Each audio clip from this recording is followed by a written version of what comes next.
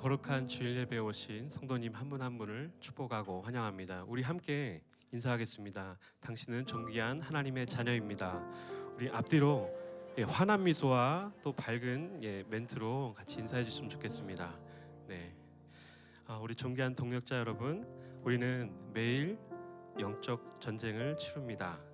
마치 가나안 땅에서 수없이 많이 싸워야 했던 이스라엘 백성들처럼 우리 역시 만만치 않은 오늘을 거룩한 전사로 살아가게 하십니다. 날마다 하나님의 통치 아래 하나님의 나라를 경험케 하시는 놀라운 은혜, 오늘도 그 기쁨과 감격으로 나아가는 주님으로 가득한 예배되기를 소망하며 함께 찬양하기 원합니다.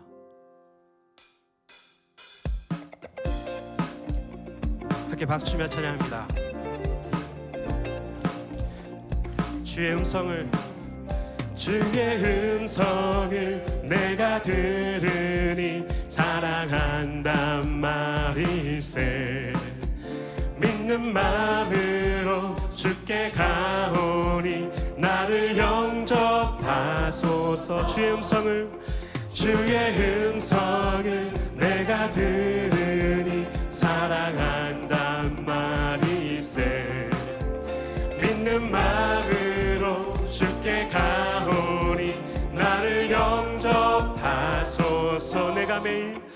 내가 매일 십자가 앞에 더 가까이 가오니 그새 주의 흘린 몸의 피로써 나를 정케 하소서. 주여 넓으신 은혜 베푸사 나를 받아주시고 아멘. 나의 품은 뜻 주의 뜻같이 되게 하여. 다시 한번 고백할까요? 주여 넓으신 은혜 베푸사 나를 받아주시고 나의 품은 뜻 주의 뜻같이 되게 하여 주소서. 할렐루야. 내가 매일 십자가 앞에 더 가까이 가오니 그새 주의 흘린 몸의 피로써 나를 정케 하소서. 아멘. 우리 3절 고백할까요? 주의 보좌로 나아갈 때에 어찌하니 기쁠까. 주의 얼굴을 항상 배우니 더욱 친근합니다. 우리 구주의 넓은 사랑을 증량할 자 없으며 주가 주시는 참된 기쁨도 헤아릴 수. 우리 전심으로 다시 한번 고백할까요? 우리 구주의 넓은 사랑을 증량할 자 없으며 주가 주시는 참된 기쁨도 헤아릴 수 없도다. 내가 매일 십자가 앞에 더 가까이 가오니 그새 주의 흘린 몸의 피로써 나를 정케 하. 다시 한번 내가 매일 십자가 앞에 더 가까이 가오니 그새 주의 흘린 몸의 피로써 나를 우리 마지막으로 한 번 더 할까요? 내가 매일 십자가 앞에 더 가까이 가오니 그새 주의 흘린 몸의 피로써 나를 정케 하. 성령이 계시네 할렐루야 함께 하시네. 좁은 길을 걸으며 밤낮 기뻐하는 것 주의 영이 함께 함이라. 아멘. 앞에서 전심으로 고백하겠습니다. 내가 매일 기쁘게 순례의 길 행함은 주의 팔이 나를 안보함이요. 그렇습니다. 내가 주의 큰 복을 받는 참된 비결은 주의 영이 함께함이. 성령이 계시네. 성령이 우리 안에 계시네. 할렐루야 함께 하시네. 좁은 길을 걸으며 밤낮 기뻐하는 것 주의 영이 함께함. 전에 죄에 빠져서 평안함이 없을 때 예수 십자가의 공로 힘입어 그 발 아래 엎드려 참된 평화 얻음은 주의 영이 함께함이라. 아멘. 성령이 계시네.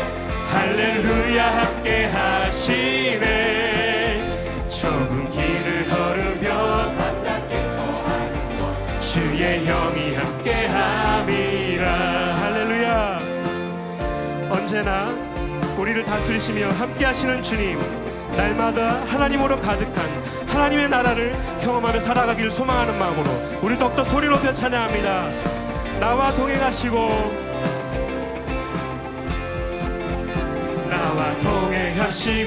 모든 염려하시니 나는 숲의 새와 같이 기쁘다.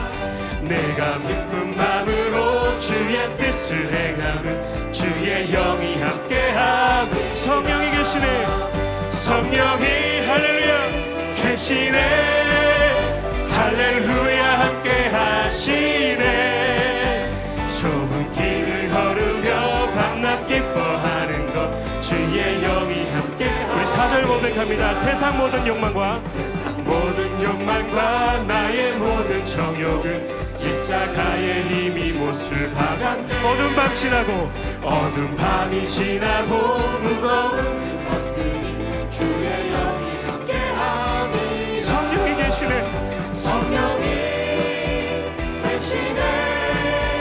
할렐루야 함께 하시네. 좁은 길을 걸으며 밤낮 기뻐하는 것 주의 영이. 우리 목소리로 고백할까요? 성령이 계시네. 할렐루야 함께 하시네. 좁은 길을 걸으며 밤낮 기뻐하는 것 주의 영이. 우리 또 힘찬 목소리로 성령이 계시네.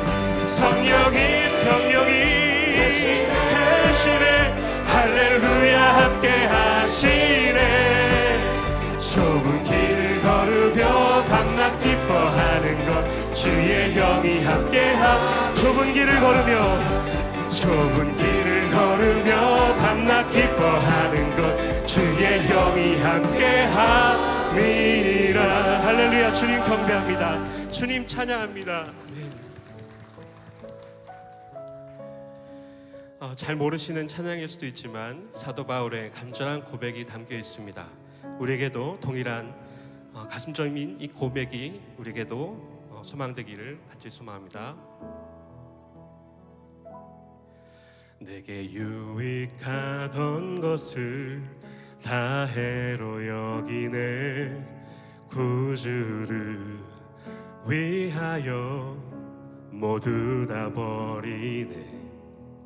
모든 것을 잃어버려도 아깝지 않음은 예수를 아는 지식이 가장 고상함이라.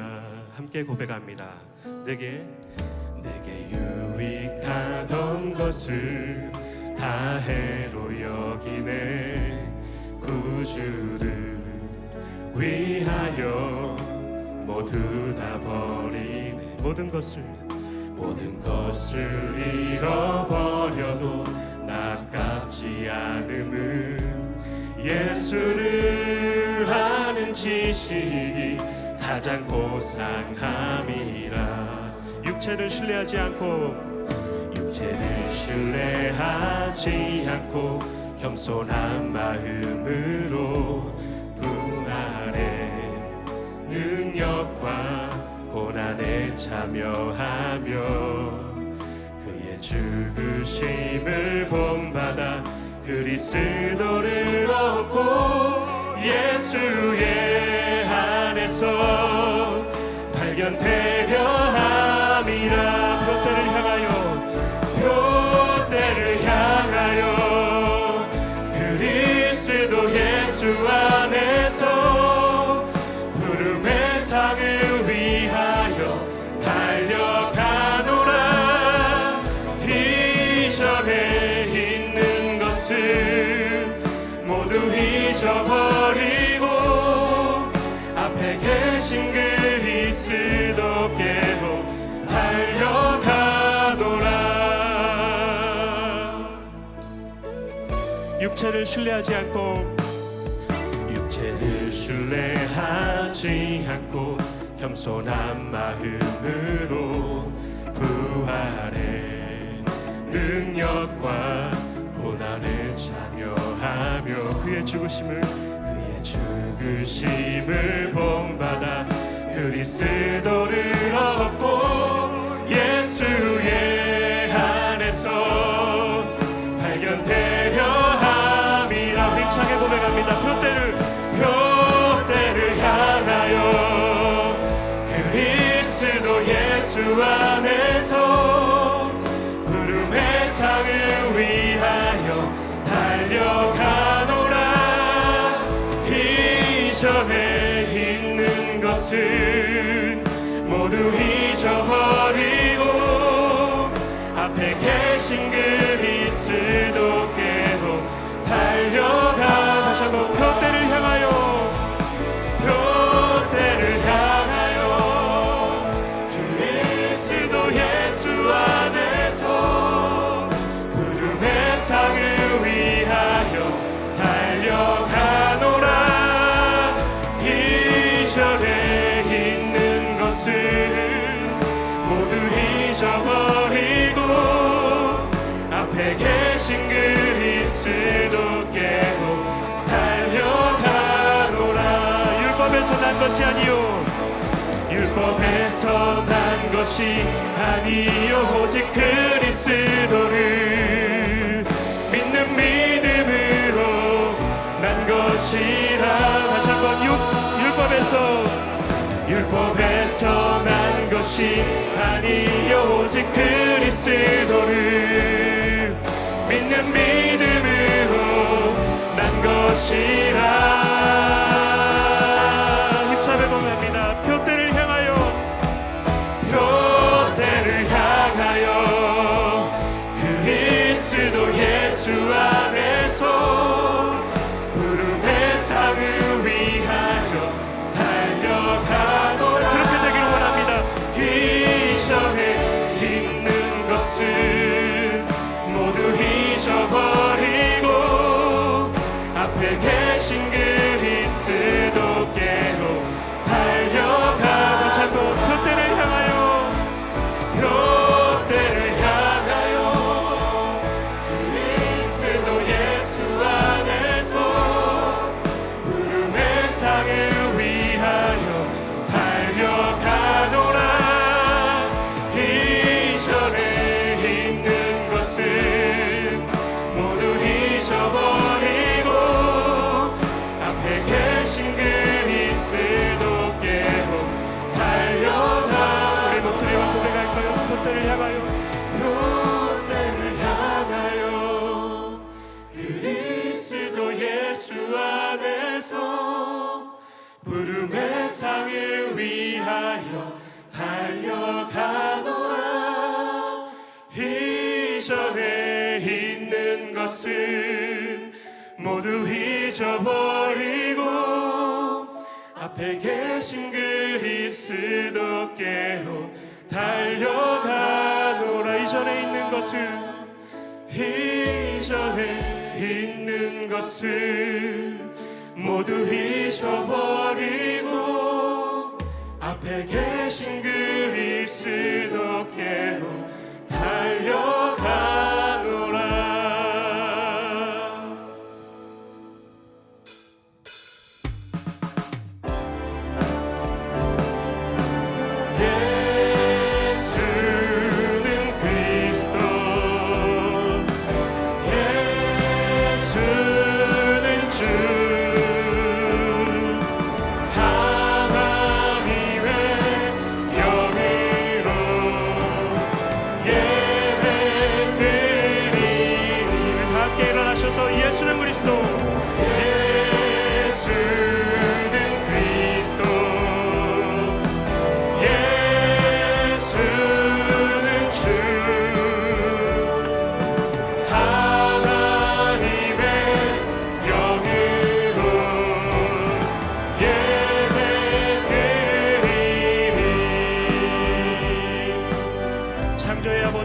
찬양하심으로 하나님의 영광의 보좌로 나가겠습니다.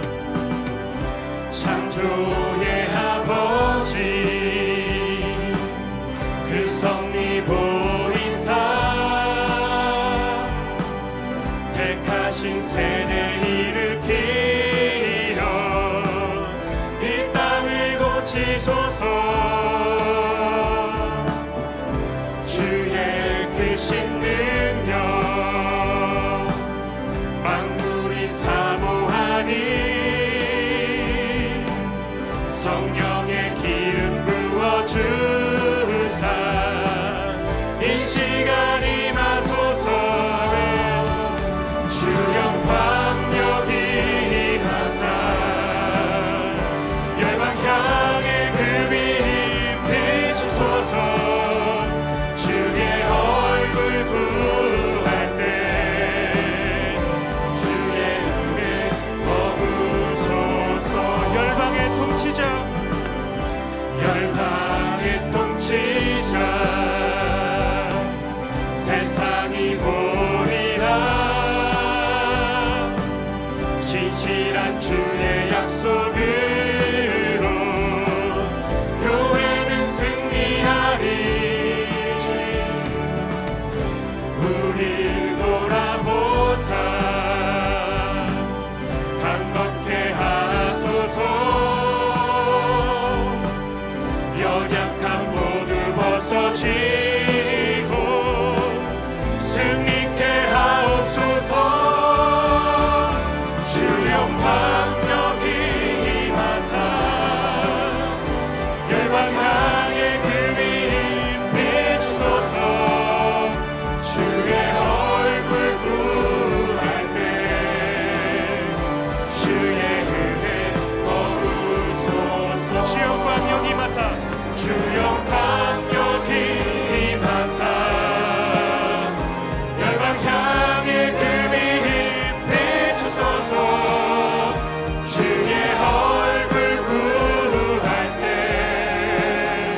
주의 은혜 머무소서. 소리 높여 영광 영광 영광 영광 영광 영광 영광 영광 영광.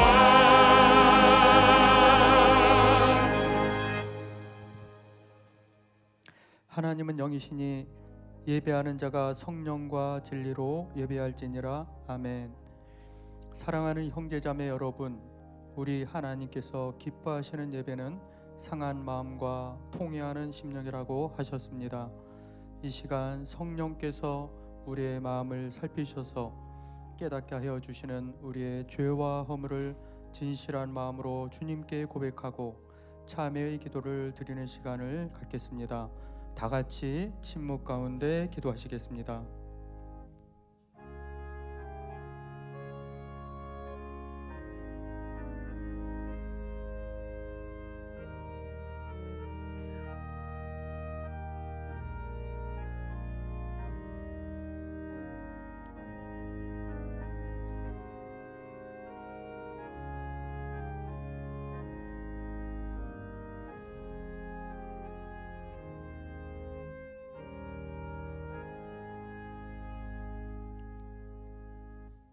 사도신경으로 신앙 고백하시겠습니다. 전능하사 천지를 만드신 하나님 아버지를 내가 믿사오며 그 외아들 우리 주 예수 그리스도를 믿사오니 이는 성령으로 잉태하사 동정녀 마리아에게 나시고 본디오 빌라도에게 고난을 받으사 십자가에 못 박혀 죽으시고 장사한 지 사흘 만에 죽은 자 가운데서 다시 살아나시며 하늘에 오르사 전능하신 하나님 우편에 앉아 계시다가 저리로서 산 자와 죽은 자를 심판하러 오시리라.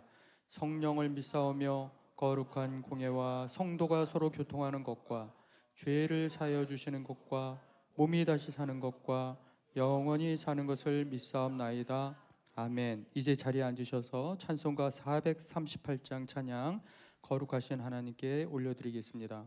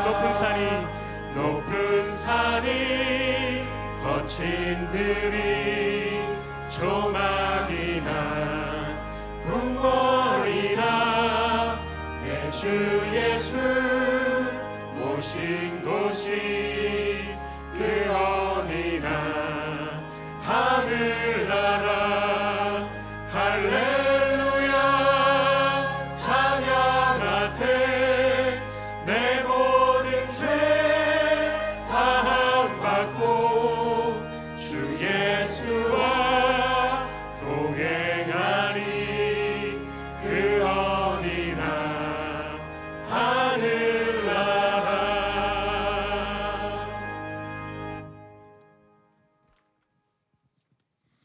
참 좋으신 하나님 아버지, 주님의 십자가의 은혜와 사랑으로 우리에게 영원한 생명을 주시고 저희들의 삶을 통하여 하나님의 거룩하신 의를 이루어 가심을 감사드립니다.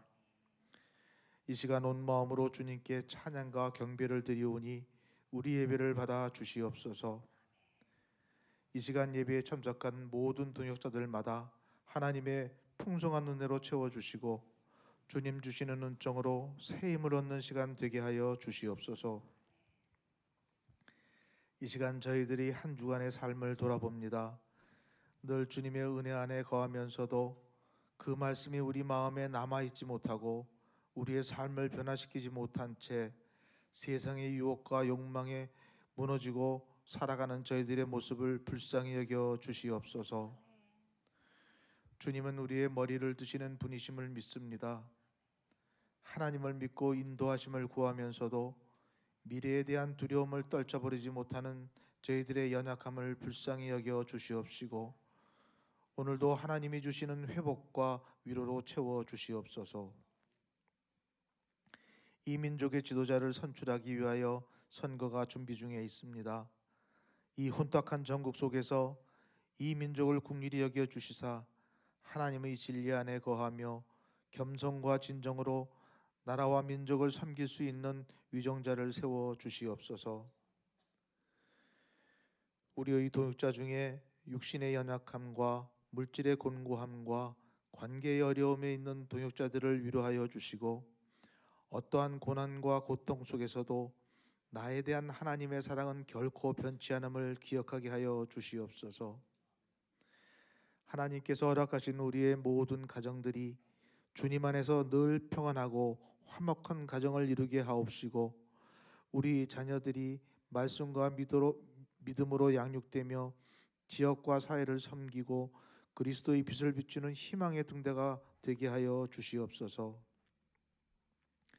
우리 공동체를 늘 말씀으로 섬기시는 목사님에게 성령 하나님의 충만하심과 영력을 더하시어서 하나님께 크게 쓰임 받는 종으로 세워주시며 가정을 늘 평안하게 축복하여 주시옵소서. 이제 전하여 줄 귀한 말씀 앞에 겸손하게 하시고 말씀을 통하여 우리의 삶이 변화되고 우리의 뜻을 주님의 뜻을 더욱더 선명히 깨달아 우리의 신앙이 성숙을 이루어지는 귀한 시간이 되게 하여 주시옵소서. 예배의 시종을 주님께 의뢰하옵고 이 모든 말씀 우리를 구원하신 예수 그리스도의 이름으로 기도드렸습니다. 아멘.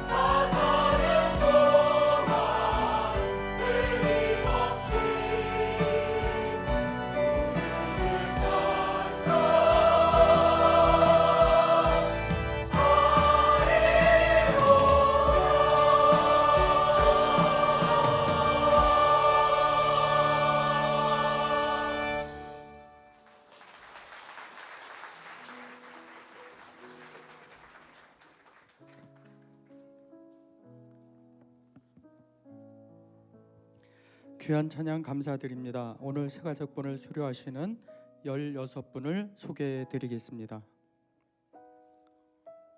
김인우님, 정호님, 서동영님, 김동민님, 엄태성님, 함가은님, 안현우님, 김동건님, 김정환님, 안경환님, 나은옥님, 부혜숙님, 김예원님, 박주호님, 이효은님, 변하은님, 은혜의 공동체 가족이 되신 16분을 함께 축복해 주시기 바랍니다. 축복 하나님의 축복이 당신의 삶에 넘쳐나기를 축복 하나님의 축복이 당신의 삶에 가득하기를 축복합니다.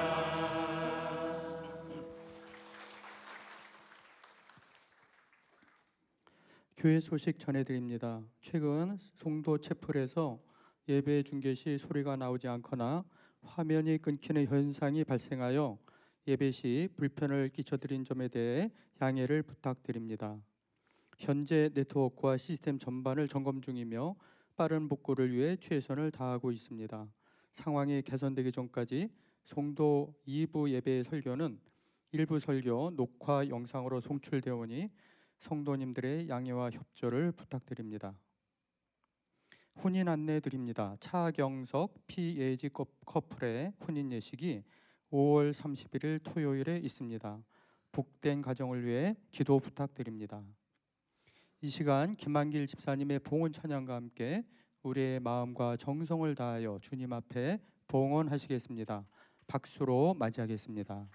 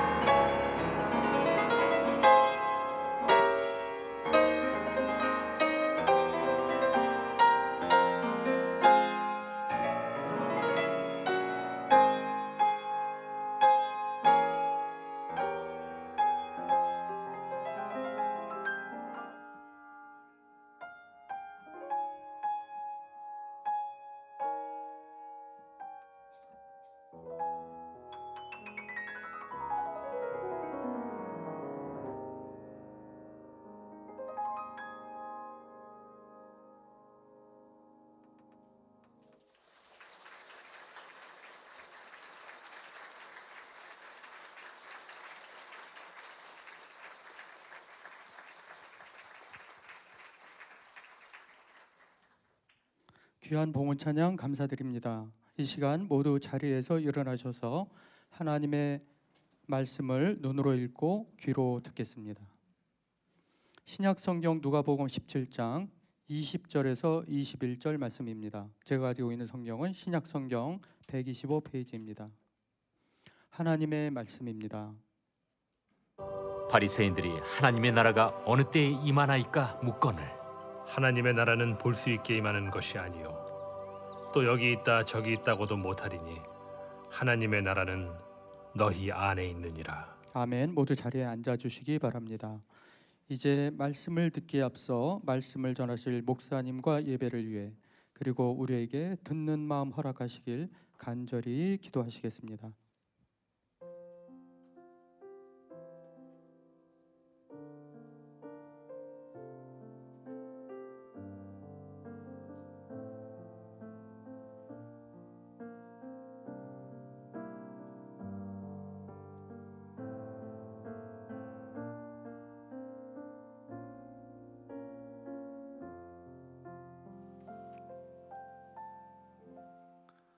사랑하는 주님, 주께 사랑하신 주의 자녀들이 이 복된 주일에 주의 전에 나와 주님을 예배합니다.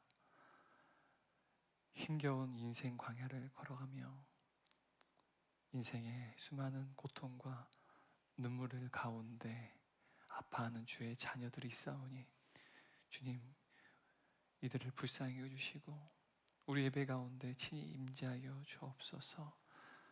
아무리 고통스럽고 힘겨운 삶 가운데 처할지라도 우리의 마음이 외롭고 너무도 힘겨울 때 하나님께서 그럼에도 불구하고 우리의 삶의 주인이시며 우리를 다스리신다는 사실을 성령 하나님 우리 가운데 더 깊이 경험케 하시고 나의 인생의 왕 되신 주님을 더욱더 신뢰하는 놀라운 은혜 역사가 오늘 주의 말씀을 통하여 더욱더 깊이 경험케 될 수 있도록 주여 성령의 능력을 공급하여 주옵소서.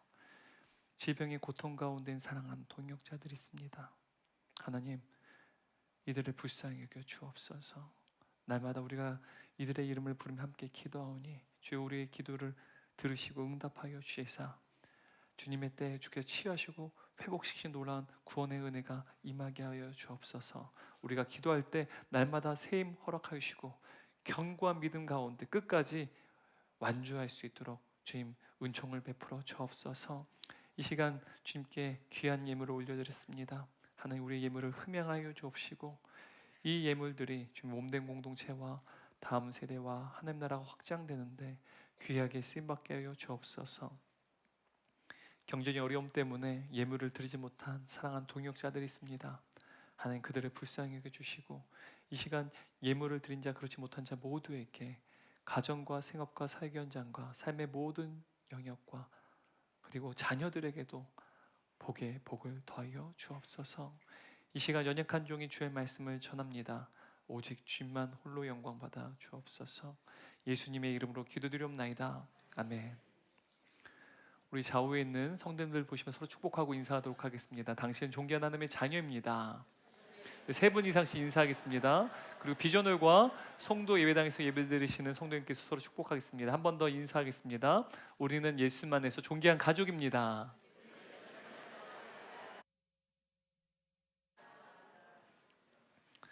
네, 감사합니다. 우리가 성도의 일생 시리즈를 함께 나누고 있는데요. 우리가 구원받았다는 그 사실에 날마다 우리가 감사해야 되는 이유는 이 구원이 우리에게 달린 것이 아니라 우리의 소관이 아니라 전적인 하나님의 주권이라는 사실이죠. 그래서 하나님께서 우리를 하나님의 자녀로 부르실 때 창세전부터 우리가 이 세상에 존재하기 그 이전 창세전부터 하나님께서는 우리를 예정하시고 택하셨습니다. 그리고 주님의 때 우리를 부르셨어요. 그 부르심을 통해서 성령께서 우리로 하여금 새로운 피조물, 새로운 존재로 낳게끔 하시는데 그것을 우리가 거듭남이라고 부릅니다. 중생이라고 하기도 하고요. 성령 안에서 새롭게 태어나는 것이죠.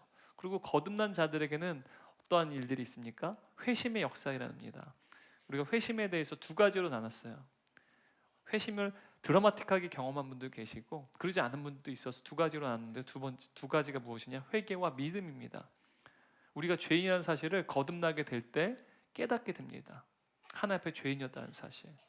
그리고 또 우리에게 하나님께서 믿음을 허락해 주세요. 예수 그리스도를 나의 구세주로 믿게 하시는 그 놀라운 일들을 우리에게 선물로 주신다는 사실이죠. 이렇듯 회심의 역사가 일어나는 자들에게는 예수 그리스도 안에서 우리를 의롭다 하시는 칭의의 은혜를 베푸십니다. 그리고 이 칭의로 인해서 우리에게 주어진 두 가지 결과가 무엇이냐? 하나는 죄 사함입니다. 또 하나는 양자됨, 하나님의 자녀됨이라는 것이었습니다. 이 일을 우리 주님께서 전적인 주님의 은혜로 또 우리에게 베푸신다는 사실이죠.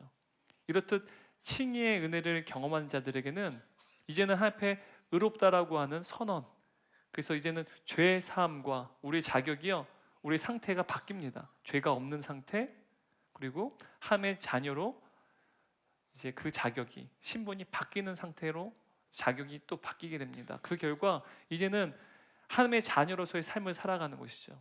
이전에 과거의 죄인된 삶에서 하나님의 자녀로서의 삶을 살아가게 되는 것을 우리가 성화라고 합니다. 그래서 성화는 거룩해지다, 날마다 거룩해지는 삶, 혹은 예수님을 닮아가는 삶이라고 이야기합니다.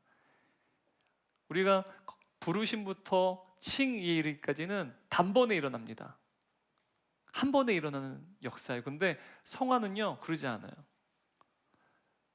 한 번에 일어나는 게 아니라 점진적으로 죽을 때까지 우리가 이뤄야 되는 신앙의 과제라는 사실입니다. 근데 오늘 우리가 함께 이 성화에 대해 살펴볼 때 다음 주에 또 이제 성화를 살펴볼 텐데요. 오늘은 프롤로그예요. 그러니까 선화에 대한 어떻게 보면 첫 이야기라고 말할 수 있는데요. 오늘은 이 성화가 기차라고 한다면 기차가 달리는 레일이 필요합니다. 그 레일을 만드는 작업을 하려고 해요. 왜 우리가 성화를 이루어내는 것이고 왜 성화가 잘 이루어지지 않는지, 먼저 이 성화는요, 하나님의 나라와 연관이 있어요. 우리가 궁극적으로는 하나님의 나라에 입성하게 될 때 영화롭게 됩니다. 주님과 같이 영화로운 존재로 완전히 완성됩니다. 근데 우리가 이 땅에 살아갈 때는요, 완전하지 않지만 점진적으로 주님을 닮아가는 그 삶을 살아가야 된다는 사실이에요. 근데 이 일이 바로 하나님 나라를 우리가 살아가고 있기 때문에 성화로 이루어가야 된다는 사실을 우리가 정리해야만 우리의 가정이, 그리고 우리의 일터가, 우리가 발을 딛는 모든 곳곳마다 하나님의 나라라는 사실을 우리가 인정할 때 비로소 그 모든 현장들이 성화를 이루어가는, 거룩해지는, 예수님을 닮아가는 그러한 현장이 될 수 있다는 사실이에요. 이 부분이 우리가 부족하기 때문에 성과 속을 나눕니다. 성이라고 하는 거룩한 곳, 그리고 세속적인 것을 나눠서 우리가 늘 이분법적인 신앙생활을 합니다. 교회 안에서는 거룩해요. 하지만 세상에서는 세속적인 삶을 살아가는 이 일이 하나님의 나라가 우리 가운데 개념이 정리가 되어 있지 않기 때문에 성화를 이루는 삶을 살아가는 것을 늘 실패하는 것이죠. 그래서 먼저 하나님의 나라에 대해서 살펴보겠습니다. 그리고 하나님의 나라는 성화와 아주 밀접한 관련이 있어요. 그래서 오늘 제목이 무엇입니까?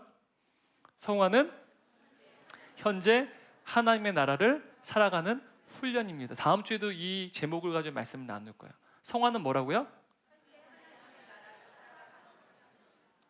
여러분, 성화에 대해서 우리가 이렇게 정의를 내렸으면 좋겠어요. 성화는 거룩해지는 것, 예수님 닮아가는 것, 예수님의 제자가 되는 것 맞아요. 근데 우리는 오늘 이 설교 제목이 성화에 대한 새로운 정의가 됐으면 좋겠어요. 성화가 뭐라고요? 현재 하나님의 나라를 살아가는 훈련이에요. 현재 하나님의 나라를 살아가는 것입니다. 이 부분이 우리에게 정리되지 않으면 성화를 이루어간다는 사실은요, 불가능해집니다. 그냥 성화는 그냥 굉장히 커다란 우리의 부담감으로 안겨지게 된다는 사실이에요. 현재 우리가 살아가는 이 모든 현장이 하나님의 나라는 사실을 우리가 정리하게 되면 성화가 너무나도 자연스럽게 된다는 사실이죠. 여러분, 예수님께서 공생의 활동을 하실 때, 구원 사역을 행하실 때 예수님의 핵심 사역이자 또한 그 공생의 사역의 첫 번째 예수님께서 전하신 첫 메시지는요, 바로 하나님 나라였습니다. 마가복음 1장 14절 15절 말씀 읽겠습니다. 요한이 잡힌 후 예수께서 갈릴리에 오셔서 하나님의 복음을 전파하여 이르시되 때가 찼고 하나님의 나라가 가까이 왔으니 회개하고 복음을 믿으라. 여러분, 지금 예수님께서 구원 사역을 행하실 때 첫 번째 메시지가요, 하나님의 나라가 가까이 왔다. 그러니 회개하고 뭐라고 합니까? 복음을 믿으라. 그러니까 하나님 나라가 가까이 왔다라는 메시지를 전하세요. 우리가 잘 알듯이 예수님께서는요, 복음서를 보게 되면 하나님의 나라에 대한 비유를 연거푸 반복해서 말씀하세요. 우리가 잘 아는 예수님의 비유 중 하나님 나라에 대한 비유가 많이 있습니다. 뭐 누룩에 대한 비유도 있고요, 열처녀에 대한 비유도 있고요, 뭐 여러 가지 하나님 나라에 대한 비유들에 대해서 예수님께서 반복하며 설명하신다는 사실이죠. 심지어 예수님께서 십자가에 죽으시고 부활하셔서 제자들을 찾아오세요. 40일 동안 그들과 함께 하시고 승천하실 때까지 제자들에게 전하신 메시지가 무엇이냐? 하나님 나라에 대해서 말씀해 주세요. 사도행전 1장 3절 말씀 읽겠습니다. 그가 고난받으신 후 또한 그들에게 확실한 많은 증거로 친히 살아계심을 나타내사 40일 동안 그들에게 보이시며 하나님 나라의 일을 말씀하시니라. 하나님 나라의 일에 대해서 주님께서는 제자들에게 말씀하셨습니다. 이렇듯 예수님이 가르치신 핵심 주제가 바로 하나님 나라였고요, 뿐만 아니라 예수님의 제자들 또한 가르쳤던 핵심 주제가 무엇이냐? 하나님의 나라라는 사실이에요. 사도행전을 보게 되면 제자들 또 사도 바울이요, 하나님 나라를 전했다라고 이야기를 해요. 얼마나 많이 이야기하는지 모릅니다. 그래서 하나님 나라라는 이 단어가요, 신약 성경 가운데 마가복음, 누가복음, 요한복음, 그리고 바울 서신서에서 살펴봐도 바울 서신서를 빼고 그냥 복음서 중에 마태복음 빼고요, 마가, 누가, 요한복음만 봐도 하나님 나라가 100여 차례 등장합니다. 얼마나 중요한 단어에 100여 차례 나오는지, 그만큼 예수님과 제자들의 핵심 가르침도 바로 하나님 나라였다는 사실입니다. 여러분, 그렇다면 하나님 나라가 무엇일까요? 우리는 보통 이 하나님 나라라고 하는 단어를 천국이라는 단어와 동의로 사용해요. 하나님 나라에 간다, 우리가 천국에 간다, 천국에 입성했다, 하나님 나라에 입성했다. 여러분, 우리가 하나님 나라에 대해서 오해하는 첫 번째 이유는요, 하나님 나라는 죽어서 가는 것, 그리고 내세라고 생각하기 때문이라는 사실이에요. 바로 이 이유 때문에 우리가 성화를 이루는데 늘 실패한다는 사실이에요. 하나님 나라가 죽어서 가는 곳, 그리고 내세라고 생각하는 경향이 우리 가운데 있습니다. 보통 많은 분들이요, 천국이라는 단어를 사용하면 뭐 믿는 분들이든 믿지 않는 분들이든 천국에 대한 개념이 사람들에게 있어요. 죽어서 가는 좋은 곳. 불교 신자들은 극락이라는 표현을 써요. 이슬람 사람들도 천국이라는 단어를 씁니다. 그러니까 내세가 있다는 사실이죠. 여러분, 우리나라 그 민간 신앙에는요, 하늘님이 있어요. 하늘님. 옥황상제죠. 여러분, 그래서 우리나라의 개신교 선교사님들 오셨을 때 하늘님을 믿었어요, 사람들이. 그래서 하나님이라는 용어를 쓸 때 하늘님이 아니라 하나님이라는 용어로 바꿨습니다. 유일한 한 분. 근데 카톨릭은요, 당시에 사람들이 알고 있는 그들의 언어를 그대로 차용했어요. 그래서 하느님이라 말합니다. 하느님의 뜻이 바로 하늘님이라는 뜻이에요. 그래서 당시에 많은 사람들이 옥황상제에 대한 믿음이 있었기 때문에, 하늘님이 있기 때문에 하나님에 대해서 이해할 때 하느님이라는 용어 쓰게 되면 이해하는데 굉장히 어렵지 않아서, 하지만 그 의미는 완전히 다르다는 것이죠. 그래서 믿음이 없는 분들도요, 천국 하게 되면 죽어서 가는 곳이라고 이해한다는 것이죠. 그런데 여러분, 이러한 문제가 이 천국이라는 이 단어, 하나님 나라라는 이 단어를 한글로 번역하는 과정 가운데 발생된 오류라는 사실이에요. 한글 성경으로 이 하늘나라, 하나님 나라를 번역하는 가운데 오류가 발생했어요. 그래서 우리에게는 하나님 나라가 죽어서 가는 곳, 내세라고 생각하는 이러한 오해가 발생했다는 사실입니다. 여러분, 사복음서를 보게 되면 오직 마태복음만 하나님의 나라를 천국이라고 표현을 합니다. 마태복음 4장 10절 말씀 함께 읽겠습니다. 이때부터 예수께서 비로소 전파하여 이르시되 회개하라, 천국이 가까이 왔느니라. 여러분, 이 천국이라는 단어, 예수님께서는요, 십자가에 죽으시기까지 이 하나님 나라를 전하셨어요. 또한 제자들도 순교하면서까지 하나님 나라를 전했습니다. 그런데 예수님과 제자들이 죽기까지 전했던 이 하나님의 나라가 우리가 그냥 단순히 죽어서 가는 좋은 것, 내세이기 때문에 그 하나님을 반드시 우리가 얻어야 하기 때문에 그 하나님 나라에 대해서 증거하셨을까요? 여러분, 하나님 나라는요, 우리의 신앙생활 전체를 의미하는 거예요. 우리가 인생을 살아갈 때요, 죽음이 인생 안에 포함돼요. 죽음 이전과 죽음 이후가 나뉘어질 수 있죠. 근데 죽음 이전과 죽음 이후가요, 다 모두가 하나님의 나라라는 사실이에요. 그래서 우리 신앙생활은요, 죽음 이전 이후 모두 하나님의 나라를 살아가는 것이라고 의미할 수 있습니다. 그런데 여러분, 왜 마태는 마태복음에서 하나님 나라가 아니라 왜 천국이라는 용어를 사용했었을까요? 여러분, 사복음서 중에 마태복음만 이제 유대인 그리스도인들을 향해서 쓴 책이 마태복음이에요. 나머지 마가복음, 누가복음, 요한복음은 이방인 그리스도인들을 대상으로 쓰여진 책입니다. 그래서 마태복음을 보게 되면 율법에 대해서 이야기 많이 하고 이방인들은 알 수 없는, 오직 유대인들만이 알 수 있는 그러한 율법에 대한 내용, 구약 성경의 내용들을 굉장히 자세하게 할애하면서 기록하고 있습니다. 여러분, 유대인들은 특히 율법에 대해서 굉장히 중요하게 여겼어요. 특히 십계명 중에 십계명의 3계명이 무엇이냐면 여호와 이름을 망령되이 일컫지 말라, 부르지 말라라는 명령이 있어요. 그래서 이 유대인들은 성경을 읽을 때에도 혹은 성경을 필사할 때에도 여호와, 야훼, 하나님의 이름이죠. 야훼라는 이름이 더 정확한 이름일 것이다 말하는데요, 여호와, 야훼라는 이름이 등장하면요, 이들은 읽다가도 필사다가도 무릎을 꿇고 혹은 정결의식을 행했어요. 그리고 야훼, 여호와라는 이름이 나올 때는요, 이들은 여호와 이름을 망령되이 일컬으면 안 되기 때문에 그들은 아도나이라는 단어로 바꿔서 읽었습니다. 야훼라는 단어가, 하나님의 이름이 등장할 때 아도나이가 무슨 뜻이냐면 The Lord, 주님이란 뜻이에요. 주님. 그리고 주님이란 단어 혹은 하늘이란 단어 썼어요.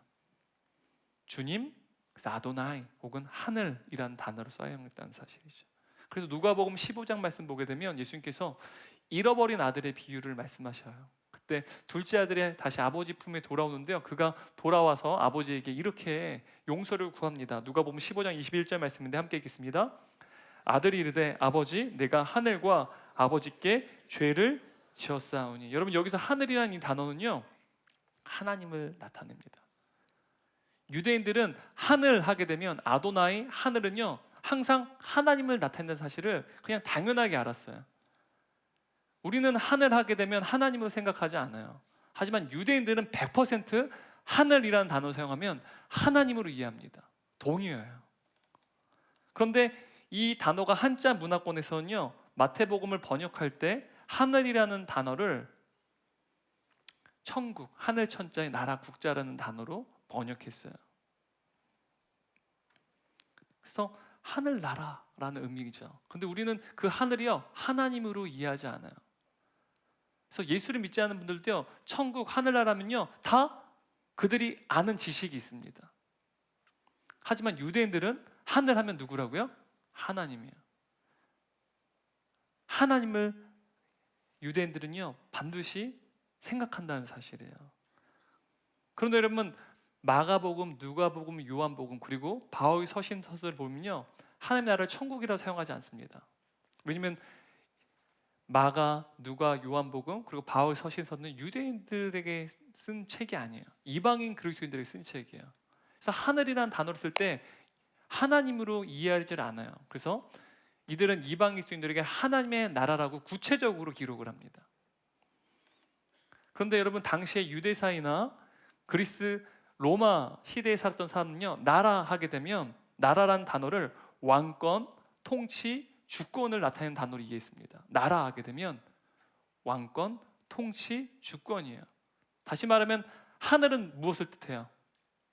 하나님. 나라라는 뜻은 뭐예요? 주권, 통치예요.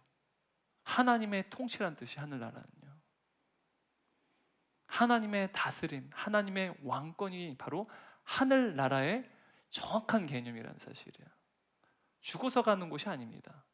내세가 아니라 하나님의 다스림. 그래서 여러분, 마태가 기록한 이 천국, 하늘나라라고 하는 것은요, 죽음 이후의 내세를 의미하는 것이 아니라 유대인들은 하나님께서 통치하신다라는 하나님의 왕권의 개념으로 100% 이해했다라는 사실입니다.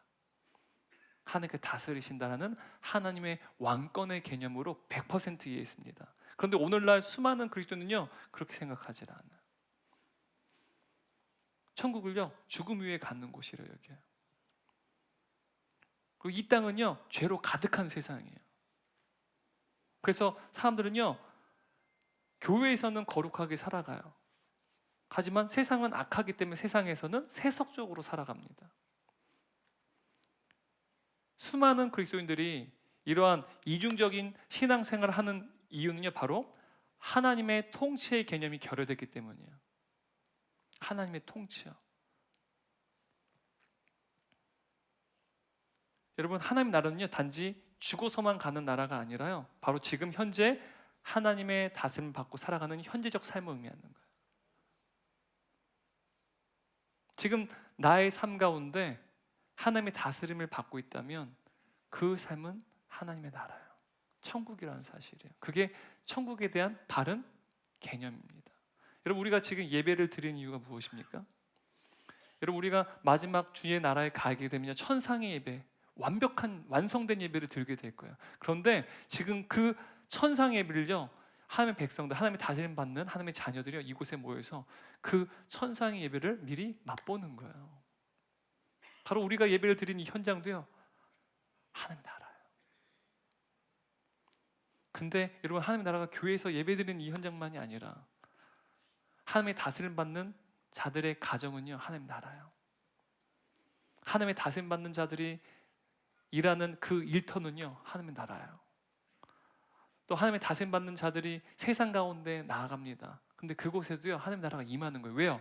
하나님의 다스림 받는 하나님의 자녀들이기 때문에 그곳에도 하나님 나라가 임하고 있다는 사실이에요. 그러니까 세상이 하나님의 나라가 아니라는 거예요. 하나님 나라는 아닌데 하나님의 다스림 받는 내가 그곳에 있으면요, 하나님 나라가 임하고 있다는 거예요. 미약하지만 누룩처럼 혹은 겨자씨처럼 너무 연약할지 모르지만 그럼에도 불구하고 하나님 나라가 임하고 있다는 사실이에요. 그러므로 여러분, 신앙생활은요, 지금 내가 사는 이곳에서 하나님의 다스림을 받을 뿐만 아니라 더 나아가 하나님의 왕권을 드러내는 삶을 살아가는 거야. 그래서 여러분, 제자훈련에서 가장 중요한 클라이맥스가 뭐냐? 주제권입니다. 하나님의 왕권, 하나님의 주인 되심, 한 내 인생의 주인 되심을 드러내는 삶. 그것이 곧 하나님의 다스림을 받는 것이고, 그것이 곧 신앙생활이고, 그것이 곧 하나님 나라를 살아가는 것이고, 그것이 곧 성화, 예수님을 닮아가는 것이기 때문에 그래요. 이것이 명확하게 개념이 정리되지 않으면요, 성화가 반쪽짜리가 되고 맙니다. 성화, 예수님 닮아가려 애를 쓰는데 그게 반쪽짜리예요. 가정에서, 일터에서, 내 삶 속에서 예수님을 닮아간다는 그것이 사실은 하나님의 나라라는 사실을 망각한 채 예수님을 닮아가려 애만 쓰게 된다는 것이죠. 다시 말하면 자동차가 막 공회장을 일으키듯이 분명히 악셀은 밟고 있는데 차는 기어가 바뀌지 않았기 때문에 앞으로 나아가지 않는 거예요.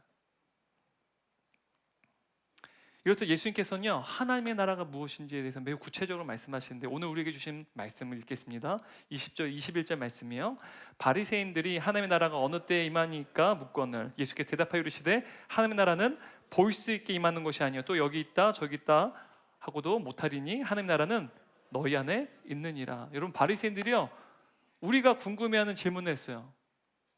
도대체 하나님의 나라는 언제 임하는 것입니까? 우리가 그때에 대해서 우리도 궁금하지 않습니까? 그런데 예수께서는 굉장히 엉뚱하게 대답하세요. 뭐라고 말씀하세요? 하나님 나라는 바로 너희 안에 있다라고 말씀하세요. 그런데 여러분, 하나님 나라가 너희 안에 있다라는 이 말씀이 무슨 뜻일까요? 우리는 이 말씀을요, 마치 원효 대사가요, 새벽에 막 이제 일어나가지고 숲을 거닐다가 그 이제 밖에서 산속에서 잠을 자게 됐습니다. 자다 일어났는데 너무 목이 마른 거예요. 그래서 앞에 조그만 연못이 있어 거기서 물을 퍼마시고 벌컥벌컥 마시고 잤어요. 시원하게 물을 마시고 잤습니다. 근데 일어나 보니까 그 연못에 해골바가지가 있는 거예요. 그때 원효대사가 깨달았어요. 마음먹기에 달린 것이구나. 해골바가지 보니까요, 그 물이 막 어때요? 너무 역겨워요. 그런데 그걸 보지 않았으면 어땠어요? 그 물이 그렇게 시원하고 맛있는 물이 수 없었어요. 그래서 우리 마음먹기에 달려있다.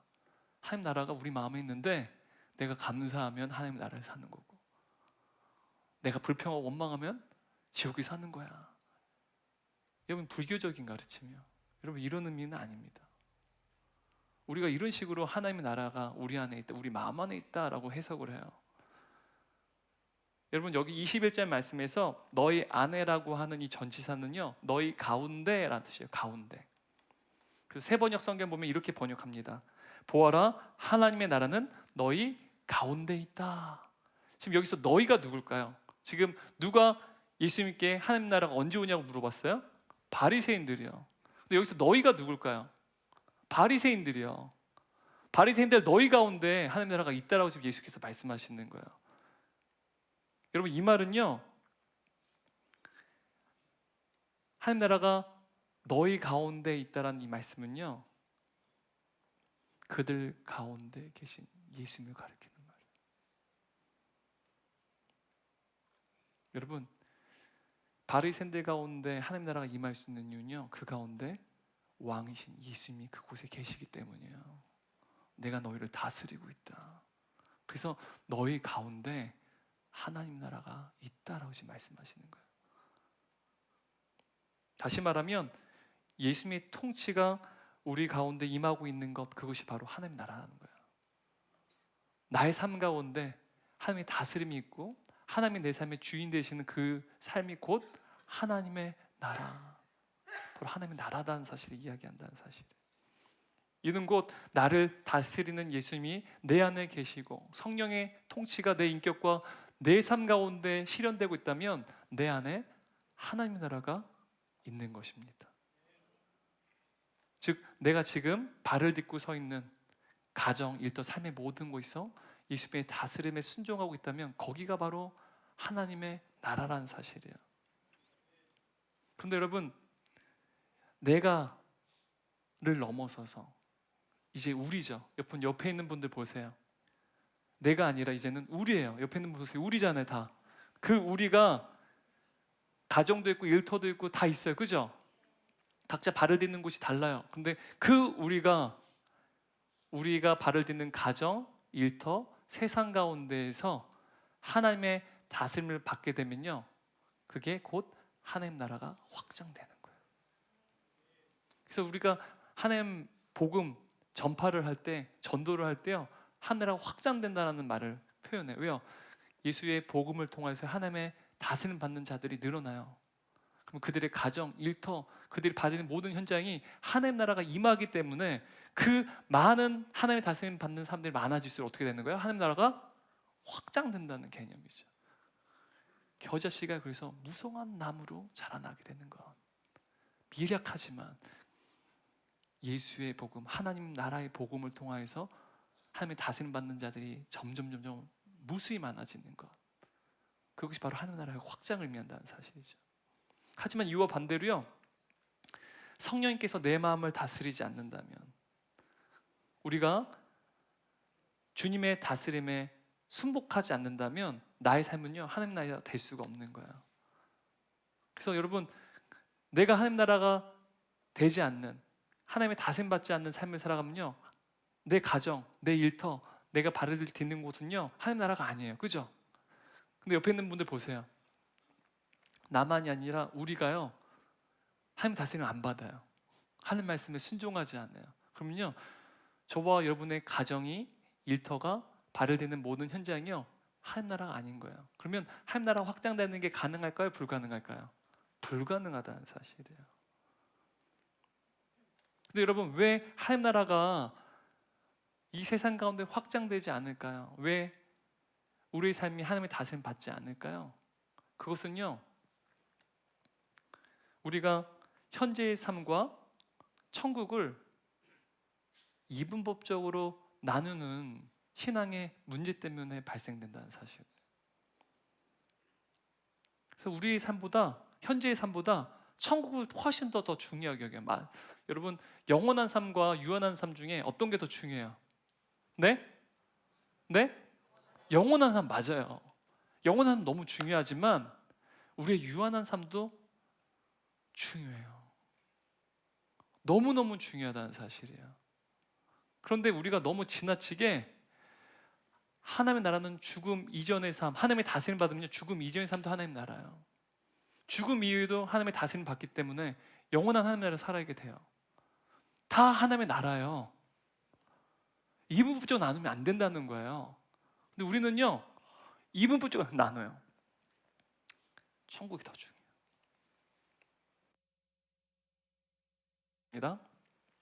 천국을 더 중요하게 여긴다는 사실이에요. 여러분, 철학자 니체는요, 이런 걸 너무너무 싫어했어요. 니체는 목사 아들이잖아요. 그는요, 현재보다 현재 이후의 내세를 더 강조하는 기독교를 중요했습니다. 니체는요, 현재보다 내세를 더 중요하다고 중요시하는 기독교를 부정하려고 급기야 신을 하나님을 죽여버립니다. 신은 죽었다라고 선언을 해요. 왜냐하면 니체에게서는 천국만큼이나 현재의 삶이 너무 중요하기 때문에 그래요. 여러분, 저는 니체의 철학을 굉장히 좋아합니다. 니체의 생각이 절대 동의하지 않아요. 하지만 그 시대 가운데 니체가 말한 게요, 우리 신앙에 굉장히 의미가 있다는 거예요. 어떤 의미가 있느냐? 우리가 너무 지나치게 현재의 삶과 영원한 삶을 이분법적으로 나눈다는 거예요. 니체는 말하는 거예요. 지금 현재 너의 삶도 너무 중요하다는 거예요. 여러분, 우리가 자칫하면요, 이 세상을 우리에게 있어서 대기실로 여길 수 있다는 사실이에요. 이분법적으로 나누게 되면 이 땅의 삶은 그렇게 중요한 게 아닌 거예요. 근데 너무나도 중요하다는 사실이에요. 왜냐하면 하나님의 다스림 받으면 지금 우리의 현재의 삶도 하나님 나라가 되기 때문에 그래요. 여러분, 현재와 내세를 이분법적으로 나누는 이 미성숙한 신앙 때문에요, 어떠한 문제가 발생했을까요? 마치 예배당은 거룩해요. 그런데 직장은 세속적인 곳이에요. 세상은 세속적이고 악한 곳이에요. 주일은 거룩한 날이에요. 그런데 평일, 월요일부터 토요일까지는요, 세속적인 날이에요. 시간도 나뉘어져요. 심지어 교회에 사는 일은 거룩해요. 그런데 여러분, 세상에 사는 일, 직장에 사는 일은 어떻습니까? 세속적입니다. 근데 여러분, 에베소서를 보게 되면 사도 바울이요, 종들아 상전에게 죽게 하듯 하라라고 해요. 당시에 종들, 노예들은요, 주인이 있어요. 근데 주인에게 당연히 해야 될 몫을 행하라는 뜻이 아니에요. 예수 그리스도께 하듯 너희들의 상전에게 행하라는 거예요. 왜요? 그들은 예수님의 다스림을 받기 때문에 그래요. 설사 그들이 노예이지만 그들의 그 일터에서, 노예로 살아가는 그 일터에서 예수님의 다스림 받으면 그곳이 하나님 나라가 된다는 뜻이에요. 그렇게 죽게 하듯 하라는 거예요. 너무 놀랍지 않습니까? 근데 우리는요, 너무나도 지나치게 성과 속을 구분짓는다는 사실, 거룩과 세속적인 것을요, 지나치게 구분짓어요. 거룩한 곳도 하나님의 다스림 받아야 돼요. 하지만 세속적인 곳에서도 하나님 다스림 받는다면 그것은 하나님의 나라가 된다는 사실이에요. 누구 때문에? 나 때문에, 우리 때문에 하나님 나라가 이루어진다는 사실입니다. 근데 여러분, 이처럼 우리가 하나님의 통치와 다스림에 순종하게 될 때는요, 우리의 가정과 일터, 심지어 우리가 하는 모든 일들이요, 거룩해져요. 하지만 우리가 하나님의 다스림 받지 않고 하나님의 다스림에 불순종하게 될 때는요, 우리의 가정, 우리의 일터, 우리가 하는 모든 일들이 세속적인 게 된다는 사실이에요. 하나님 나라가 되느냐 되지 않느냐는요, 무엇에 달려 있을까요? 하나님의 통치, 하나님의 다스림이 달려 있다는 사실이에요. 누가 우리의 왕이신가, 누가 우리에게 진정한 주인이 되시는가에 달려 있다는 사실이에요. 주님이 우리의 삶의 주인 되셔서 우리를 다스리시면 하나님 나라예요. 하지만 내가 내 인생의 주인 되서 살아가면요, 그것은 하나님 나라가 아닙니다. 아무리 신앙생활 해도요, 그 인생은 절대로 하나님 나라가 될 수 없다는 사실이에요. 여러분, 우리가 성화를 이루는 것 너무너무 중요해요. 거룩은요 너무 중요해요. 거룩한 삶을 살려면요, 하나님의 나라를 살아가야 돼요. 다시 말하면 하나님의 다스림을 받아야 된다는 사실이에요. 아니, 주님이 우리 삶의 주인이 되셔야 된다는 사실이에요. 모든 사람들 행복하려 애를 써요. 행복한 가정 꾸리길 원하고요, 행복한 인생을 이루기를 원해요. 그런데 여러분, 행복한 가정을 이루는 유일한 비결이 무엇인지 아십니까? 주님이 여러분의 가정의 주인 되어 주시는 거예요. 주님이 내 삶의 주인 되시면요, 원수 같은 내 배우자를 위해서도요 우리가 희생할 수 있어요. 왜요? 예수님이 나를 위해서 십자가에 죽으셨기 때문에. 내가 내 아내를 위해서, 내 남편을 위해서 죽을 수 있는 거예요. 희생할 수 있는 거예요. 여러분, 그러한 가정이요 행복하지 않겠습니까? 세상은 조건을 가지고 너 나한테 이렇게 했으면 나도 그 조건에 합당을 해줄게. 기브 앤 테이크예요. 근데 하나님의 다스림을 받는 나라는요 조건이 없어요. 왜? 주님이 우리를 조건을 가지고 사랑하지 않으세요. 그냥 사랑하세요. 그냥 은혜를 베푸세요. 그러므로 여러분, 우리가 하나님의 다스림 받는 것, 성화, 거룩해지는 것은요 곧 행복한 삶이에요. 내가 하나님의 나라가 될 때요, 그 가정은 하나님 나라가 임해요. 행복해집니다. 내가 하나님의 나라가 될 때 내 직장이요 행복해질 수 있어요. 다른 부하 직원이, 다른 동료 직원이 하나님의 다스림 받는 저와 여러분 때문에 행복해질 수 있어요. 여러분, 거룩해지는 것은요 너무나도 중요합니다. 우리 인생에 있어서. 여러분, 행복해지기 원한다면 거룩해져야 돼요. 성화를 이루어야 돼요. 하나님의 다스림을 받아야 된다는 사실, 거기에요 모든 것이 달려 있어요. 우리의 자녀들도 마찬가지입니다. 사도 바울은요 3차 전도 여행 때 에베소에서 하나님 나라에 대해서 가르쳤습니다. 사도행전 19장 8절 10절 말씀 읽겠습니다. 바울이 회당에 들어가 석 달 동안 담대히 하나님 나라에 관하여 강론하며 권면하다 어떤 사람들은 마음이 굳어 순종하지 않고 무리 앞에서 이 도를 비방하거늘 바울이 그들을 떠나 제자들을 따로 세우고 두런노서 온에서 날마다 강론하니라. 두 해 동안 이같이 하니 아시아에 사는 자는 유대인이나 헬라인이나 다 주의 말씀을 듣더라. 여러분, 사도 바울이요 유대인 회당에서요, 에베소에 유대인 회당이 있었습니다. 유대인들이 살았어요. 그래서 그곳에서 하나님 나라에 대해서 전했습니다. 바로 예수님이 왕이시다, 예수님이 구세주 되신다, 그분이 우리를 통치하셔야 된다라는 하나님의 나라의 복음을 전했어요. 근데 그들 중에 마음이 굳어서 순종하지 않고 그 복음을 받아들이지 않는 자들이 있었습니다. 여러분, 이 말은요 예수 믿고 하나님 나라의 다스림을 받으세요라고 하는 이 복음을 그들이 수용하지 않았다는 사실이에요. 그러자 그곳을 떠났습니다. 그리고 두란노 소원이라는 곳에서 이방인들에게 하나님 나라의 복음을 전했어요. 그러자 그 복음을 들은 사람들이 있었다는 사실이에요. 그러자 놀라운 일들이 일어났는데요. 사도행전 19장 19절 20절에서 함께 읽겠습니다. 또 마술을 행하던 많은 사람이 그 책을 모아가지고 와서 모든 사람 앞에서 불사르니 그 책값을 계산한 즉 은 5만이나 되더라. 이와 같이 주의 말씀이 힘이 있어 흥왕하여 세력을 얻으니라. 놀라운 역사가 일어났어요. 여러분, 고대 시대의 책은요 굉장히 고가의 물건이었습니다. 우리나라 조선 말기에도요 선교사의 복음을 전할 때 성경책을 전했거든요. 그때 많은 서민들이, 백성들이 그 성경책 가졌어요. 왜냐면 책이 너무 소중하기 때문에. 양반들만 소유할 수 있는 값비싼 물건이 바로 책이었습니다.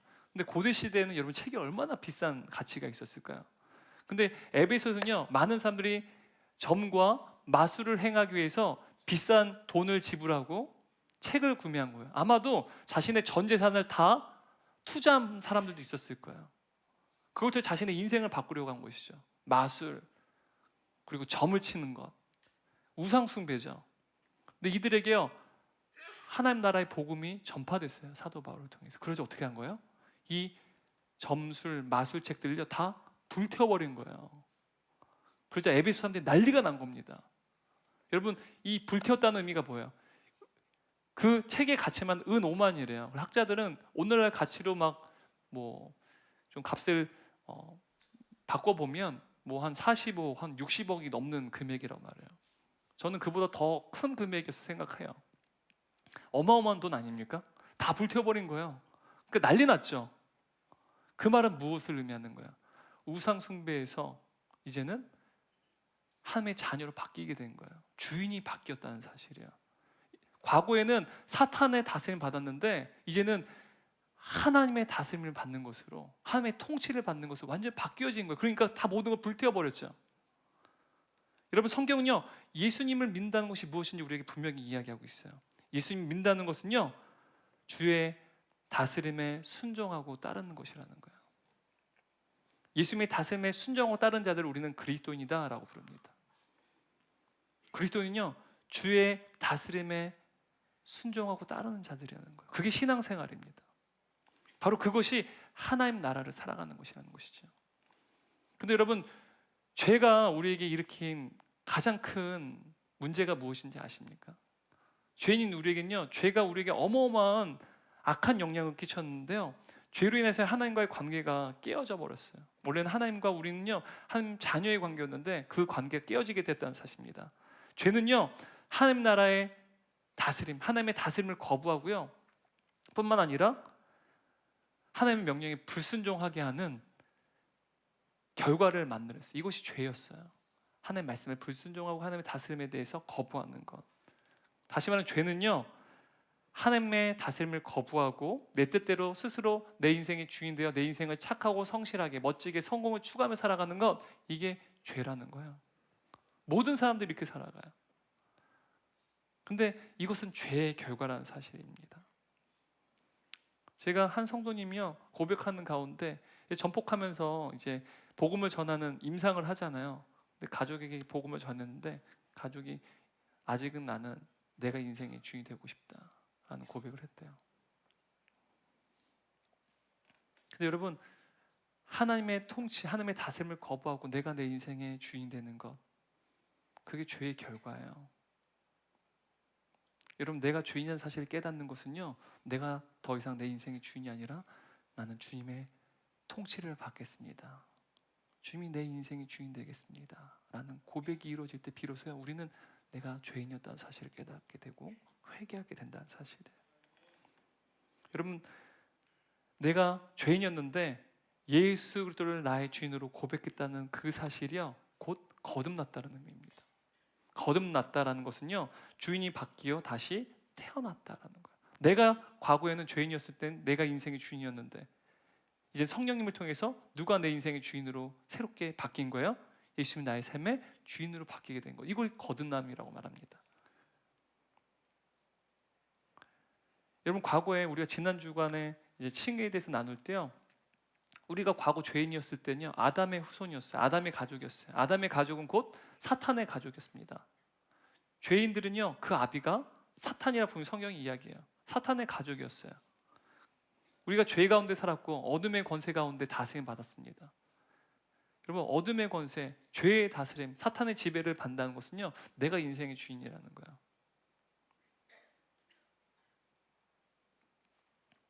그런데 예수 그리스도의 십자가 사건을 통해서요, 우리가 그리스도 안에서 의롭다함을 받았어요. 하나님 앞에서 우리가 괜찮다, 너는 충분히 의롭다라는 하나님의 선언을 얻게 되었어요. 그 결과 우리가 죄사함을 받게 되어서 이제는 하나님의 자녀로 입양되었다는 것이죠. 사탄의 가족에 소속했던 우리가요, 하나님의 자녀로 입양되는 놀라운 은혜를 누렸어요. 바로 하나님과 새로운 관계, 하나님의 다스림 받는 그 관계를 이루게 된 것을 우리는 구원받았다라는 사실을 지난주까지 살펴봤습니다. 그런데 여러분, 제가 여러분의 한 가지 질문을 드리도록 하겠습니다. 여러분은 사탄의 지배로부터, 여러분 자신이 인생의 주인 되는 그 삶으로부터 이제는 하나님 내 인생의 주인 되시고 하나님의 다스림 받는 삶으로 변화되었습니까? 내 인생의 주인이 하나님이십니다, 나는 하나님의 다스림 받습니다라고 고백한다는 것은 내가 구원받았다는 거예요. 그것이 곧 예수님은 나의 구세주 되십니다라는 고백이라는 사실이에요. 그리고 여러분, 우리가 하나님 나라에 대해서 오해하는 두 번째 이유는요, 하나님 나라는 눈물이나 고난이 없는 낙원으로 생각한다는 사실이에요. 저 하늘에는 눈물이 없네. 물론 그렇죠. 영원한 하나님 나라는 눈물이 없어요, 그죠? 근데 우리는요, 하나님 나라는 고난이 없는 것, 아픔이 없는 것, 슬픔이 없는 곳이라고 여겨요. 근데 여러분, 하나님의 나라는요, 고난이 없는 상태, 고난이 없는 세상을 의미하지 않습니다. 여러분 하나님 나라는 무엇을 뜻한다고요? 하늘이 뭐예요? 하나님. 나라가 뭐예요? 다스림. 하나님 나라는 뜻은 하나님의 다스림이라는 말과 동요예요. 하나님 나라라고 말할 때면 여러분 뭘 떠올려야 돼요? 하나님의 다스림. 그걸 떠올려야 돼요. 여러분 하나님의 다스림은요, 고난이 없는 상태나 고난이 없는 세상을 의미하지 않습니다. 디모데후서 1장 11절 12절 말씀 읽겠습니다. 내가 이 복음 위하여 선포자와 사도와 교사로 세우심을 입었노라. 이로 말미암아 내가 또 이 고난을 받되 부끄러워하지 아니함은 내가 믿는 자를 내가 알고 또한 내가 의탁한 것 그날까지 그가 능히 지키실 줄을 확신함이라. 여러분 사도 바울은요, 하나님으로부터 복음을 전하는 자로 사도로 세우심 받았습니다. 근데 여러분 그가 복음을 전하는 가운데 수많은 고난이 존재했어요. 고린도후서 11장 보게 되면 그가 얼마나 커다란 고통을 당했는지, 40에 하나 감암매를 맞고 태장을 맞고 감옥에 갇히고 돌로 맞아 죽을 뻔하고 한 모든 고백을 합니다. 복음을 전하는 그 삶이 다 고난이었어요. 그런데 극심한 고난 속에서도 하나님께서 그를 지키시는 민다라고 지금 고백하고 있습니다. 사도 바울은 믿음이 곧 고난 가운데 하나님의 다스림을 신뢰하는 것을 의미한다는 사실을 지금 고백하는 거예요. 여러분 신자, 믿음 있는 자들은요, 고난 가운데서도 하나님께서 나의 삶을 반드시 선하게 다스린다는 사실을 믿는 자들이에요.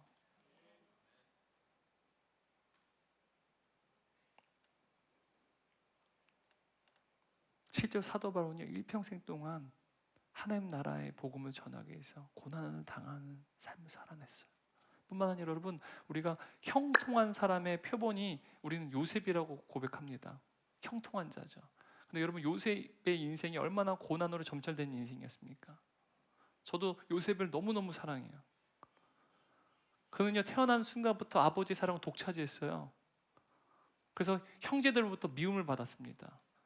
그 아버지의 사랑 때문에요, 애굽의 노예로 팔려갔어요.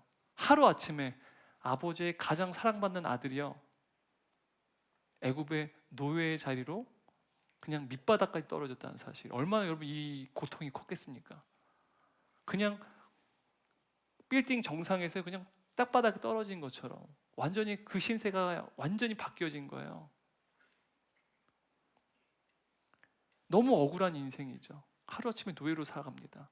당시에 애굽의 파라오의 근위대장이던 보디발의 노예로 살아갔어요. 근데 그곳에서 참 성실하게 살아갔습니다. 그 결과 가정 노예로서는 총무 가장 높은 자리까지 올라갔어요. 그런데 또 보디발의 아내에게 성폭행범이라는 억울한 누명을 쓰고 당시 왕의 감옥에요, 죄수로 구류됩니다. 언제 자신이 이 감옥에서 이제 나아갈지도요, 알 수도 없어요. 얼마나 억울한 삶이었습니까? 이렇듯 숱한 고난을 겪었던 이 요셉의 인생을 향해서 성경은요, 형통한 자라고 말합니다. 창세기 39장 23절 말씀 읽겠습니다. 간수장은 그의 손에 맡긴 것을 무엇이든지 살펴보지 아니하였으니 이는 여호와께서 요셉과 함께 하심이라. 여호와께서 그를 범사에 형통하게 하셨더라. 여러분 성경을 보게 되면요, 요셉이 보디발의 노예로 팔려갈 때에도 그는 형통했다라고 말해요. 심지어 그가 왕의 감옥에 죄수로 갇혀 있을 때에도 성경은요, 그가 형통했다라고 말해요. 왜냐하면 하나님께서 그와 함께 하셨고 그의 인생을 친히 다스리셨기 때문이라는 사실이에요. 여러분 형통은요, 하나님의 다스림이에요. 우리가 고난 가운데 있어도요, 하나님의 다스림을 믿는 자들은 형통한 자들인 줄 믿으시기 바랍니다. 심지어 하나님께서는요, 그 고난조차도 거룩한 도구로 사용하셨어요. 하나님의 통치 안에 있는 자, 하나님의 다스림받는 그 요셉을요, 하나님께서는요, 하나님을 닮은 거룩한 성품을 소유한 사람으로 빚으셨다는 사실이에요. 창세기 45장 8절 말씀 읽겠습니다. 그러므로 실제로 나를 이리로 보낸 것은 형님들이 아니라 하나님이십니다. 요셉의 자신의 원수인 형제들을 만납니다. 근데 이 애굽으로 노예로 보낸 것은요, 누구 때문이라는 거예요? 형제들이 아니라 하나님이라는 사실이에요. 그가 고난 가운데 하나님의 통치를 받았어요. 그 결과 그는 형통한 자가 되고 심지어 그의 성품이 누구를 닮은 성품 바뀌어졌습니까? 하나님의 형상을 닮은 성품을 빚어졌다는 사실입니다. 여러분, 하나님의 나라는 고난이 없는 세상이 아닙니다. 하나님 나라는 고난 속에서도 하나님이 우리의 인생의 주인이심을 고백하는 삶을 의미해요. 아무리 숱한 고난이 있어도요, 하나님 나를 다스리신다. 주님 나의 인생의 주인 되신다. 우리 주님께 반드시 나를 선하게 인도하실 것이다 믿는 그 인생은요, 성경은 그 인생을 형통한 자라고 말한다는 사실이에요. 심지어 그들의 고난조차도 우리 주님께서는 거룩하게 사용하세요. 고난으로 끝나는 게 아니라 하나님을 닮은 인생으로 바꾸어 주신다는 사실이에요. 여러분, 구원받은 자는 하나님의 통치가 내 안에 이루어지는 것을 기쁘게 여기고 기꺼이 그 하나님 말씀에, 하나님의 다스림에 순종합니다. 그리고 구원받은 자는 매 순간 하나님의 다스림을 받기 위해서 여러분 하나님 말씀을 늘 듣고 연구해요. 그 말씀을 통해서 하나님께서 기뻐하신 건 무엇인지 하나님의 다스림을 기꺼이 받기 위해서 순종한다는 사실입니다. 여러분, 우리의 삶을, 또 우리의 삶의 주도권을 하나님께 내어드리고 하나님이 우리의 인생의 주인 되어실 때요, 놀라운 일이 일어나요. 그 일이 무엇이냐? 내가 인생의 주인이 됐더니 내가 결과를 내기 때문에 내일 마음과 내 불안과 두려움이 가득했어요. 그런데 이제는 하나님 내 삶의 주인 되어주시기에, 내 삶을 주께서 반드시 책임져 주실 것을 믿기에 하나님의 다스림 가운데 하나님이 내 삶의 주인 되어주실 때요, 우리 마음 가운데는 참된 안식과 평안이 임하게 된다는 사실이에요. 우리 삶 가운데 주님이 우리 인생의 주인 되시곤 합니다. 그리고 우리 마음 가운데 하나님의 참된 안식과 평안이 가득한 저와 여러분들 주님의 이름으로 축원합니다. 결론입니다. 여러분, 예수님께서는 죄인인 우리를 구원하시고 이 땅에 오셨어요. 우리 한 사람 한 사람을 친히 우리 주님께 다스리시기 위해서 이 땅에 오셨습니다. 사도 바울은 주님의 오심을 통하여 이루어진 놀라운 그 복을 우리에게 이렇게 고백합니다. 고린도전서 3장 16절 말씀입니다. 함께 읽겠습니다. 너희는 너희가 하나님의 성전인 것과 하나님의 성령이 너희 안에 계신 것을 알지 못하느냐. 우리가 이제는 성령님이 거하시는 거룩한 전이 되었다라고 고백해요. 그게 성도입니다. 성도는 바로 우리 안에 성령님이 거하고 계시고 지금 이곳에서 하나님의 다스림 받으며 하나님 나라를 살아가는 사람들이에요. 성령님이 우리 안에 거하시기 때문에 이 일을 한 사람 한 사람 친히 우리를 다스리기 위해서 예수님께서 이 땅에 오셨다는 사실이에요. 그리고 우리에게 보이사 성령님을 보내셨다는 사실입니다. 우리 인생에 숱한 고난이 있어요. 경제적인 고통도 있고요, 질병의 고통도 있습니다, 관계의 고통도 있어요. 이런 수많은 인생의 고난을 맞이할 때요, 너무 괴롭고 또한 좌절해서요, 내 인생이 이러한 고난 가운데 끝나는 것은 아닐지 우린 두려워합니다. 이렇게 고통 가운데 내 삶이 마치는 것은 아닌지. 그런데 우리의 질병의 고통, 또한 경제적인 물질의 고통, 또한 관계의 고통, 수많은 고난이 우리 가운데 애워싸고 있을 때 여러분 기억하시기 바랍니다. 우리의 인생이 형통한 인생이 되려면 우리 인생의 주인이 우리 주님이 되셔야 돼요. 주께서 우리의 인생을 다스려 주셔야 돼요. 바로 요셉과 같이요, 그 인생이 고난으로 점철됐지만 하나님이 그와 함께 하시고 하나님께서 그를 다스리시자 그는 형통한 자가 되었습니다. 여러분, 하나님께서는 요셉의 인생처럼 마찬가지 우리의 인생이 그냥 고통으로 고난으로 끝마치는 인생이 아니라 바로 우리가 하나님의 다스림 받을 때 우리의 고난조차도 하나님의 영광을 이루게 된 놀라운 도구로 사용할 줄 믿습니다. 날마다 우리 안에 계신 성령님을 통하여, 그 성령님의 다스림을 통하여 어떤 고난의 현장 속에서도 하나님께서 우리의 인생을 다스려 주신다는 사실을, 우리의 인생을 책임져 주신다는 사실을 날마다 경험하며 그 주님을 다스림을 받음으로 하며 주님을 또한 닮아가는 거룩해지는 저와 여러분 되시기를 주님의 이름으로 축원합니다. 우리 다 함께 일어나셔서 오늘 말씀을 기억하는 가운데 이 찬양 우리 주님께 올려드렸으면 좋겠어요. 이 찬양 아실지 모르겠지만 가사가, 이 후렴 가사가 오늘 말씀이랑 참 너무 연관됩니다. 이 후렴 가사를 부를 때 하나님의 다스림이 내 가운데 임하게 하여 주옵소서. 주의 다스림 가운데 내가 순복할 때 나의 삶이 하나님 나라가 되길 원합니다. 나를 통해서 나의 가정이 하나님 나라가 되길 원합니다. 나의 일터가, 나의 삶의 모든 영역이 하나님 나라가 되기를 원합니다. 내 고난 가운데서 주님 나를 다스려 주옵소서. 내 고난조차도 주님께서 고난으로 끝나는 게 아니라 내 고난도 함의 영광을 이루도록 하시는 놀라운 도구가 될 줄 믿습니다 라는 믿음의 고백을 주님께 올려드리기 원합니다.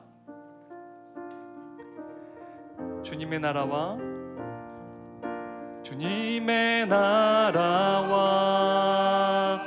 뜻이 나의 삶 속에 임하시며 주님 알기를 주만 보기를 소망해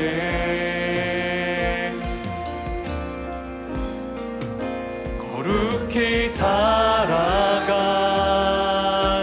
힘과 두려움 없는 믿음 주신 나의 하나님 완전한 사랑 다시 한번 고백하겠습니다. 주님의 나라와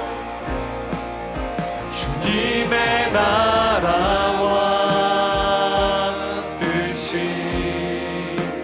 나의 삶 속에 임하시며 주님 알기를 주님 보기를 소망해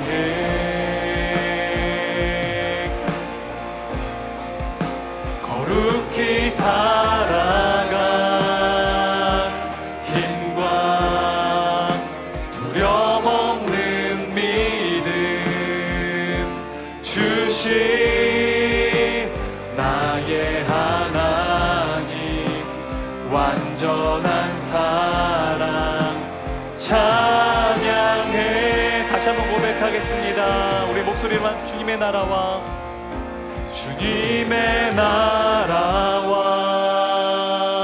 뜻이 나의 삶 속에 임하시며 주님 알기를 주만 보기를 소망해 거룩히 살아갈 힘과 두려움 없는 믿음 주신 나의 하나님 완전한 사랑 찬양해. 사랑하는 주님, 오늘 말씀을 통하여서 우리가 성화를 이루어가는 것, 곧 하나님의 다스림을 받아야 하는 것, 또한 하나님의 나라를 살아가야 된다는 사실을 주의 말씀을 통해서 깨닫게 해주신 감사합니다. 하나님의 나라는 죽어서 가는 곳이 아니라 지금 이곳에서 하나님의 다스림 받는 것, 바로 하나님의 다스림 받는 것이 곧 하늘나라요 하나님 나라는 사실을 깨닫게 해주신 감사드립니다. 언제나 우리의 삶이 성과 속이 이분법적으로 나눠진 삶을 살아가는 것이 아니라 가정도 일터도 우리가 받는 이 세상 한복판 속에서도 또한 교회에서도 마찬가지로 늘 하나님의 다스림 받는 하나님의 나라를 살아가는 주의 백성 되게 도와주옵소서. 하나님의 다스림을 받기에 우리가 날마다 하나님의 거룩한 성품으로 빚어진 놀라운 성령 역사 임하게 도와주시고, 하나님의 다스림을 받기에 우리의 가정이 부흥케 하여 주시고, 우리의 일터가 살아나게 하시고, 우리 삶의 모든 영역 가운데 놀라운 복이 임하게 하여 주옵소서.